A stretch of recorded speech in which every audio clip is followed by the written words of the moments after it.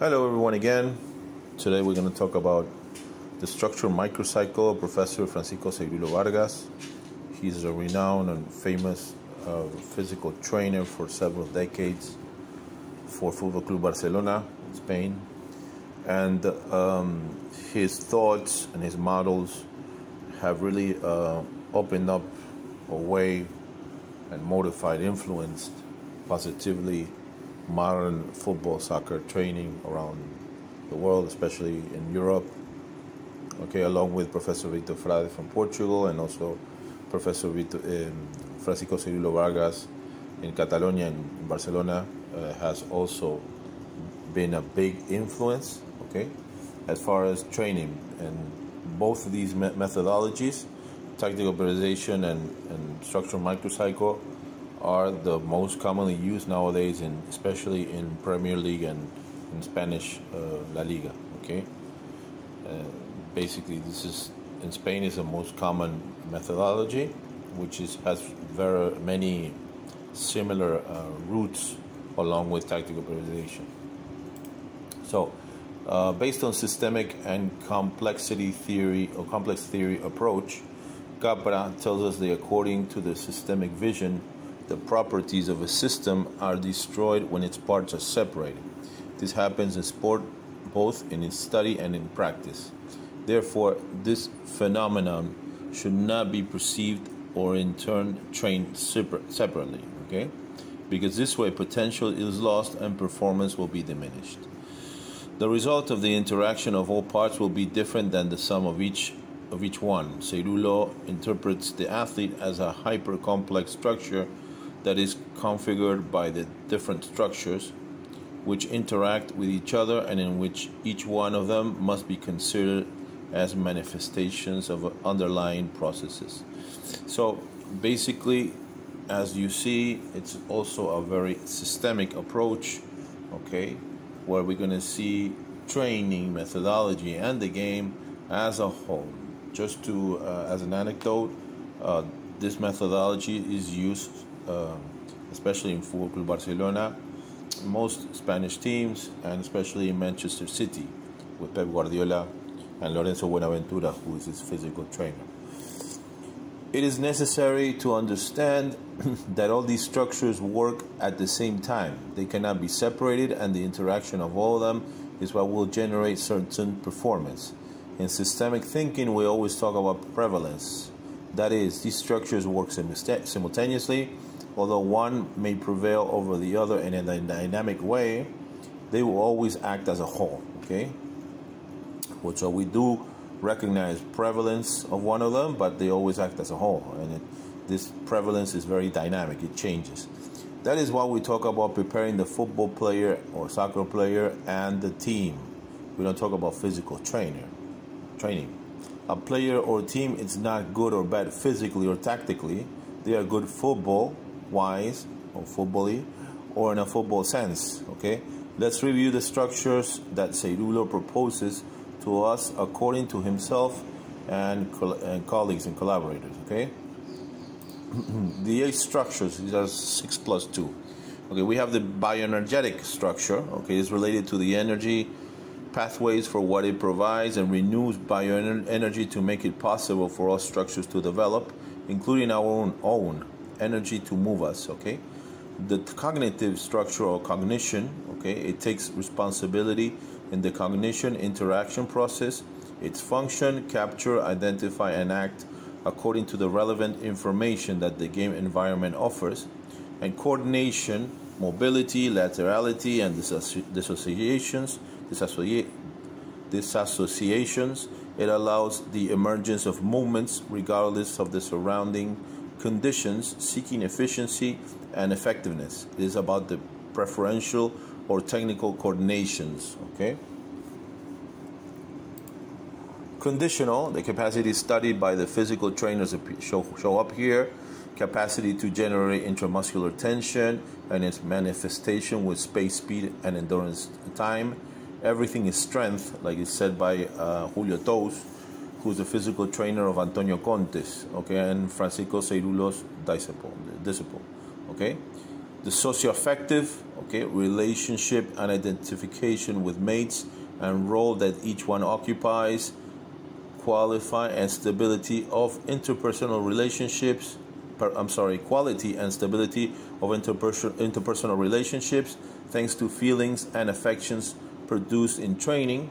The emotional volitional, okay, structure, which is the own feelings, the moods. It is responsible for identifying and regulating the emotions and desires that lead us to move or not. The effort that leads us to achieve objectives. And the expressive creative structure, which is capacity for expression and interpersonal relationships that appear in the training. Okay, useful, necessary forms of communication that identify our game. So these are the 6 structures, okay, and these 6 structures, the cognition, the conditional, the creative expressive, the coordination, the emotional volitional, and the socioaffective are all structured around the mental and the bioenergetic structure. Okay, so they form these 8 structures. Okay, so in turn, these are 6 contained by 2 more, which are the mental and the bioenergetic. Okay, so this is the way he's gonna structure, or he's gonna identify how a footballer or soccer player or athlete are going to work around the cycles that we're going to build up according to the playing model and the calendar, of course, and the level and all the information that we already talked about in the previous videos. This is how we are going to identify the footballer, okay? Okay, now, in order to understand the structural microcycle of Francisco Cirulo, we must understand that it's based on 2 pillars, okay? Which are the coadjuvant training, método coadyuvante, or the optimization training, okay? Método optimizador, okay? These are the 2 pillars, the 2 ways they're going to divide. And you're going to see that in the video. I think I will try to make it obvious so you can understand what they mean. So the coadjuvant training, it's really all training related to prevention of injuries, structural physical training, which mainly refers to structural strength training, recuperation from the previous matches, okay, and specific capacities, which is what we would call specific strength, okay. So these are the coadjuvant training. The optimization training basically is always based on the planning and according to the calendar, the next competition at the end, and the preferential simulation situations are what they mean by all the tasks that we're going to play around or work with in the sessions, okay, and the design of the microcycle. So these are the 2 parts where he divides where we're going to work, okay. The coadjuvant, which is the prevention, the structural, okay, what's general strength, traditionally is called, the recuperation of the previous match, and the specific capacities, which is a specific strength, okay. And the optimization training will be the specific tasks, like for example the rondos, the small-sided games, the conditional games, okay, the games with constraints, all most of the passing exercises, most of the examples that I had on my channel as methodological tools. The only one that is not a PSS is the circuits, but the others, the circuit will be actually one of specific capacities, but the others are all PSS examples, like for example the rondos, the passing exercises. These are all examples of PSS, okay. Then later we're going to explain what they mean exactly. So obviously you're going to have to be always assessing and controlling, and according to the context and the elements. Most of the coadjuvant training will be done indoor, okay, or inside the gym, although you can do some of the coadjuvant training outdoors in the pitch. For example, what we talked about, specific capacities, okay, circuits where you're going to work different types of sprints, actions, specific strength. Later we're going to explain that a little bit more, okay. And normally the PSS are always going to be in the pitch, outdoors in the pitch, okay. This is basically how they structure this structured microcycle is based, okay? What is coadjuvant training? According to its definition, it's something that helps or contributes to anything being achieved or taking place. Preventive coadjuvant training is a general and or directed type of task of training dedicated to the correction, adjustment, anticipation, control, and protection of those internal and external factors that may constitute a risk of overload or injury to the athlete. So later we're going to explain what is a general and a directed task or exercise, but mainly what you have to know is that coadjuvant training is basically going to be based on preventive strength, general strength, and specific strength, okay? General strength will be, later we will see, will be in the gym, the typical strength where you will work full body workouts or HIIT training, and preventive strength is when we're going to focus mainly on prevention of injuries, okay? Specific strength are going to be actions where there's going to be specific strength, okay? Whether you're going to be doing, it has a big influence on this. Another video that we talked about in before in our channel, which is the neuroplasticity, okay? So there are going to be all specific actions I will show some examples, okay? So this is coadjuvant training. It's a complementary training, okay, to the specific training. It's based on two parts. Coadjuvant training is basically a complementary exercises, okay? And later we're going to go into PSS, okay? Coadjuvant training prepares a player to fulfill his role, helps a player to be prepared for the demands of the game and for his optimal performance. It is done in the gym most of the time and sometimes in the pitch, okay? Okay, and later I'm going to try to translate, go slowly so I can translate how he explains it. This is Professor Seirulo in an interview. Yo creo que hay un entrenamiento general que se divide en dos ramas grandes. We have a general training or session that is divided in two large branches. Uno que es entrenamiento optimizador, que es el que es capaz de que todas las capacidades del humano sean a la vez puestas en acción e interactúen entre ellas para jugar bien al fútbol. The optimization training is the one based on having all the capacities of playing football or soccer, and that they're able to be developed so that the player is able to execute them in real game-like situations. Y luego hay otro entrenamiento que es el coadyuvante, el que ayuda a que eso pueda suceder. Y es que puedas correr con eficiencia. And then there's a coadjuvant training, which is the one that helps so that this occurs. So you can run with efficiency. Que puedas saltar con eficiencia, que puedas romper un balón con eficiencia. So you can strike a ball with efficiency. You can do specific explosive actions with specificity, okay? This is the... Yo creo que hay un entrenamiento general que se divide en dos ramas grandes. Uno que es entrenamiento optimizador, que es el que es capaz de que todas las capacidades del humano sean a la vez puestas en acción e interactúen entre ellas para jugar bien al fútbol. Y luego hay otro entrenamiento que es el coadyuvante, el que ayuda a que eso pueda suceder. Y es que puedas correr con eficiencia, que puedas saltar con eficiencia. So you can jump with efficiency, run with efficiency. So, okay, so the optimization training is the one that is basically you're going to do the specific type of tasks, okay? The rondos, the passing exercises, the positional exercises, the small-sided games, okay? The games with constraints. This will be the optimizational training. And then we have the coadjuvant, which is the one that makes this possible. It's a complementary type of exercise, of training, okay? And in this complementary, we're going to base basically the general and specific strength, okay? We're going to base a preventive strength of injuries, okay? This will be, and the recuperation or restoration of the matches, after the matches.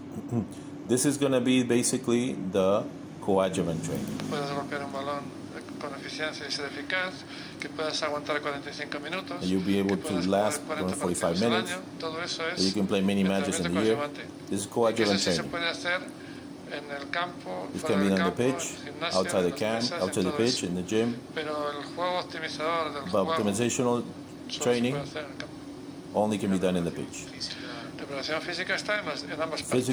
Physical training is in both parts, okay, in both pillars. El entrenador me tiene que decir qué es lo que necesita de sus jugadores. The coach has to tell me what he needs of his players para jugar, y entonces yo preparar a sus jugadores para que puedan entrenar al mejor nivel y poder jugar todos los partidos que él quiere. So that I can prepare the players for them to be able to play all these matches at the best level that he wants, that he pretends. Y una vez hecho eso, and once we do this, con el entrenador para construir aquel diseño de condición física. So once we do this, we have to talk with the coach, okay, and design the tasks according to the playing model, according to how the team is going to play. Que permita hacer el juego que el entrenador quiere que se juegue. Si yo no conozco el juego, es imposible que pueda preparar a alguien para que haga un juego. If I don't know how the team is going to play, it's impossible for me to prepare the team to how to train to how they want to play. Saber qué juego es. Entonces, yo por ejemplo, en algún momento con algún entrenador. In my case, with many coaches. Por no decir nombres, me han dicho que tengo que hacer velocidad en 60 metros. They told me I have to do speed in 60 meters, for example. Pues, ¿por qué? Porque en mi juego hacemos muchos contraataques y quiero 60 metros. Entonces, because in my game, in our team's game, we're going to do a lot of counterattacks with 60-meter long actions. So we're going to train the team for that. Entrenaba la velocidad sobre 60 metros. Y llega otro entrenador y me dice, yo tengo que buscar aumentar la velocidad de aceleración y desaceleración, de cambios de ritmo y como mucho 20 metros. So another coach can come by or has come by and told me, okay, listen, our team is going to accelerate, decelerate in 20 meters. Okay, so I'm going to prepare the task for that so that our players can have actions of acceleration and deceleration in 20 meters for more repetition, for example. Pues yo tengo que entrenar la velocidad, so I have to train speed and acceleration for 20 meters. Formas de entrenamiento que se adecue and design types of training sessions that are adequate to how we're going to play. The physical capacities of the player. That's the coadjuvant training. And the optimizational training adjusted to the needs that the coach tells me. Okay, it's very important because he's talking here how the training is going to be changed according to the playing model. Okay, so according to how the team is going to play, the tasks and exercise in the coadjuvant training will be different. Okay, and also in the PSS also it can be different because of course you're also always going to be training what you're going to do in the matches. Okay, so coadjuvant training has four main functions according to Gomez, Roqueta, Tarragó, and Ceirulo, okay, and Cos. Each one is equally important and must be developed to have healthy footballers. Optimizing training, optimizational training, the one that is in charge of designing, planning, optimizing, and executing training tasks in order to optimize football, soccer performance, PSS. These are the preferential simulating situations. The coadjuvant training is the one that is in charge of complementing this optimizing training. Okay, I try to be as clear as possible. So it basically has two pillars. One is optimizational or optimizing training. The other one is a coadjuvant training. Okay, according to Professor Ceirulo. Coadjuvant training has four parts in itself. Okay. Preventive coadjuvant training, okay, this is injury prevention. It can be individual, it can be collective. Preventive coadjuvant training is a general and or directed task dedicated to the correction, adjustment, anticipation, control, and protection of those internal and external factors that may constitute a risk of overload or injury to the athlete. The following are proposed as subcategories within the preventive task, okay? Then we have, as preventive, we have the primary or group preventive, okay, and we have the secondary or individual preventive, okay. So the primary or group preventive is structured and designed based on the sports injuries history and its specific requirements based on the position or game methodology. In this case, it is scheduled and carried out as a group in the gym or in the playing field itself and before the injury occurs in any case, okay?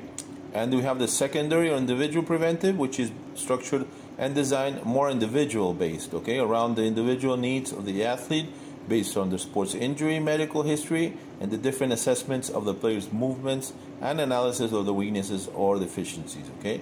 And this is normally done more individually. You can see this, for example, in teams like, for example, Bayern Munich, where they work with functional movement screen, and they have different tests where, according to the medical history of the football or soccer player, they have more tendencies to have more injuries in certain, according to the tests and according to the medical history, okay? So one is going to be basically group, done in the whole group by the whole team, and another one can be done individually as well, okay? After the session, before the sessions as well. Okay, restoration coadjuvant training, okay? So sessions aimed at repairing tissues damaged by the competition or training itself. All those tools that we use to restore the damage caused by the practice, okay? And we have, this is obviously after competition, okay? Restoration coadjuvant training. Okay, and here we can use many types of exercises or tasks. Normally, in traditional physical training, normally, for example, in structural microcycle, normally it's different to tactile preservation in a way that the microcycle or the morphocycle and tactile preservation. In tactile preservation, normally you have the first day off, and then the second day is a recuperation session. In structural microcycle, normally you train the first day, okay, and you rest the second one. And in the first day, normally it's a restoration session where the players that play basically do bicycle running, so they don't place the legs, they don't load more the legs that they already have been loaded because they've been playing 24 hours before, and then they do all these types of recuperation or restoration exercises, okay? While in tactical preservation, basically is the first session is off because basically they believe that, Professor Fraley believes more that mentally or psychologically the player will be much better the next day, okay? So it's different focus in this sense, but you know, to understand the methodology of structural preservation, okay? Okay, structural coadjuvant training will be basically what we call general strength, okay? Strength in gym or HIIT training as well. Before or after session, strength training circuits in the pitch or in the gym, the day farthest from the competition. It will be what we call a strength session in tactical preservation, okay? Okay, the following are proposed as subcategories within the structural coadjuvant training, okay? Structural coadjuvant training of anatomical adaptation, okay? This is basically done when we're talking about the beginning of preseason. We're going to work with lower loads, so we use the strength as an introduction, but as a stimulus as well. We also can do this with youngsters, okay? Kids who do not have their body structure to lift high loads. We use anatomical adaptation, okay? With this training, the efficient mechanical understanding of specific techniques is intended, generating possibilities of impeccable movements, actions from the biomechanical, kinesiological, and performance point of view, of special relevance in lower categories or lower level, where the evolution of the players should be as healthy, balanced, and robust as possible. And we have the structural coadjuvant training of hypertrophy, which will be more like strength-related training. Okay, the aim of this training is the development of the muscular and tendinous structures of the players with the aim of increasing the percentage of muscle mass in a manner appropriate to individual needs, the sporting speciality, and their positional specialization. Okay, so basically we're going to work general strength training, okay, based on, of course, the position that they play and the sport that they play, in this case football, right? Okay, we're going to go to specific qualities. Specific qualities, coadjuvant training, this will basically be called what we call specific strength, okay? They are actions that simulate or are more similar to the usual ones of a match, jumps, fighting strength, changes of direction, acceleration, decelerations, and all those kinds of actions. The adjuvant training of specific qualities is based on categorization of contents and areas of strength, sport-specific gestures with contents depending on the orientation and differentiated levels of approach. These areas of strength, such as specific practices areas, are valid for football, soccer, but also for any team sport. Displacement force, jumping strength, wrestling strength, and ball action strength. The format of this training is usually structured and designed in a tri-series format, starting with a fundamental exercise, followed by a complementary and or compensatory exercise, and finally an application exercise, okay, or applicative exercise. Here we have some examples that we just mentioned, okay. Changes of rhythm, okay, we have acceleration, decelerations, changes of space, control of strength of the running pace and shooting, for example, changes of stride, okay, and changes of direction, okay. If you see trainings of not only Barcelona, but especially Manchester City, Barcelona, many teams using Bayern Munich also as well. Although Bayern Munich with the current coach, they also use approach more similar to tactical periodization, but they use a lot of structural microcycle as well. So it's kind of like a mixture of both, okay. But the methodology is really not the most important thing. The most important thing is, of course, the players, the level that they have, and of course the most important thing is the content that you're going to have in the sessions, okay.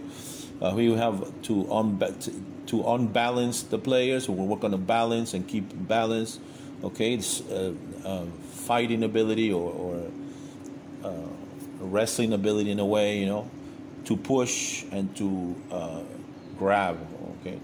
So we're going to use all these tools that we have in specific strength, okay,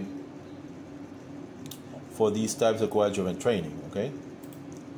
So general task in structured microcycle, we have these 4 types of tasks or exercises, okay. The general task or exercise. The task will have a high level of specificity of the conditional and bioenergetic structure of the player, but it will be the level in which the rest of the structures remain furthest away from specific action. So let me translate it to make it easier. It's going to be a general exercise that has very little to do with the sport, okay? For example, a jumping squat to improve the strength of the jump, for example, okay? So, or a squat, okay? So this will be a general task. Also, when I in the UEFA Pro course in Spain many years ago, we were taught with the name also with the general or base, okay, base exercise, okay. So this is normally a coadjuvant training. It cannot be otherwise, okay. Directed exercise, okay, or task. High level of specificity of the conditional structure and the coordination structure, which is why specific technical movements appear. The cognitive structure also appears with decision making that can be unspecific or specific. For example, jump to head a ball with a weighted vest in a specific action of the position, okay? So now we're going to see in the directed exercise a little bit more specific component of the task, okay? So now we're going to see maybe a light decision-making task with a light component of specificity, okay? Like the ball, an actual shooting, or okay, but also with a component of general, normally coadjuvant training component, okay? The special exercise will have a high level of specificity of all the structures of the soccer player. It is intended that the relationship with the environment be similar, so the work will be specific by position and taking into account the face spaces depending on the teammates and the rival or the opponent with whom it is going to play. For example, resistance work depending on the pace of the game imposed by an opponent, okay, for example, okay. So now we're going to have a possession exercise, okay, where we're going to have most of the components of specificity in the game, but not all, okay. So we will have a possession exercise. It has many components of the game, but it doesn't have all of them. It doesn't have the goals, for example. It doesn't have So it's going to have a lot of specificity, but not all of the specificity. And then competitive. This will be basically more similar to now to the PSS, okay? To the preferential simulations situations, okay? So these are I have problems saying it in English, okay? The letter. So these will be more similar to the PSS, to the preferential situation, specific situations, okay? The special exercises, and the competitive, of course, are always PSS, okay? Competitive exercise. Now these are all specific exercises, okay? They have all the game-like situations. Now reduce game situations, so the specificity of all structures will also be high, but situations that stimulate the pressure of the competitions are introduced with winners and losers, actions of tactical over complexity, handicaps, etc. The possibilities of action in the phase space must also be complete, taking into account the opponent, okay? So these are the way the tasks are divided or are named, okay, in structured microcycle. The optimization training, okay, so these will be, like I said before, the optimizational training is basically all the tasks that I had in my videos as methodological tools, except the circuits, okay? The circuits are basically coadjuvant training. But the rest, for example, rondos, passing exercises, possessions, small-sided games, games with constraints, okay? Matches with constraints. All these are PSS, okay? The circuits are basically coadjuvant training. So the optimization training, what is to optimize? Its definition refers to finding the best way to carry out an activity. It always occurs on the pitch and allows players to have interactions and feedback in real context of training. The player is placed in a situation and the playing model begins to evolve thanks to the preferential simulation situation. So, simulated situation. So, basically, by having these types of, as Professor Seirulo calls them, preferential simulation situations, basically by having these tools, the player and the playing model will start evolving, okay? Will start improving, getting better, okay? Why do we mention optimization and not improvement in the game? When we talk about improving, we speak of quantitative linear elements. Example, raising weights in strength training. When we talk about optimization, we are talking about qualitative complex elements. To do this, all the building blocks of the game are required. Okay, this is very important. That's why he, like I said before, this is based on the complex theory, like tactical prioritization. It's a systemic approach, and we're always talking about as a whole. The training process, the game, okay, is always a whole. It's always one, okay? And we cannot see the footballer as parts, as individual parts, okay? Separated. This is where preferential simulation situations or PSS go, okay? So we're going to place in the optimizational training the PSS, okay? Preferential simulation situations, okay? The preferential simulation situations, let's see what Seirulo tells us. They are situations that stimulate the game, starting from its analysis and interpretation and respecting the nature of the match. They have a direct repercussion on the subject and in their interaction with others. Its objective, the recognition of game situations by the footballer, and that he or she knows how to behave on every game-like situation, okay? Like I repeated it again many times, these are all the tools and methodological tools that you have on my channel, except the circuit training will be a coadjuvant training, okay, type of training. PSS examples, rondos, passing exercises, possession games, tasks related to build-up and destruct build-up, tasks related to finishing and avoid finishing, small-sided games, and matches with constraints, okay? Basically, these are all examples of PSS, okay? Conclusion.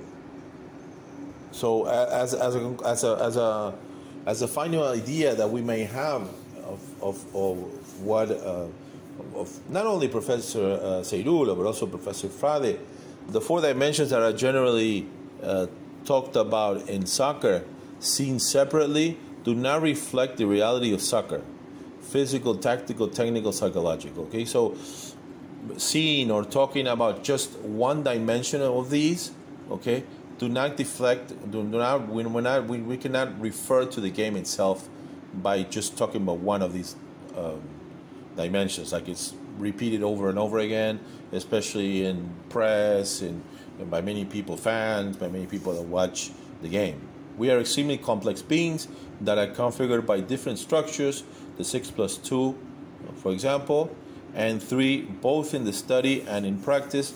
All of them and their interaction must be taken into account. Okay, so basically, it's very complex. I try to do it as short as possible because it's really very long and very complex. I hope you understood it, at least how it is structured, the structured microcycle, what we mean by the structured microcycle, because it can get a little bit more complex, okay? Because it's normal, it's especially when we're talking about professional sports, professional football. But it's basically the main idea is this.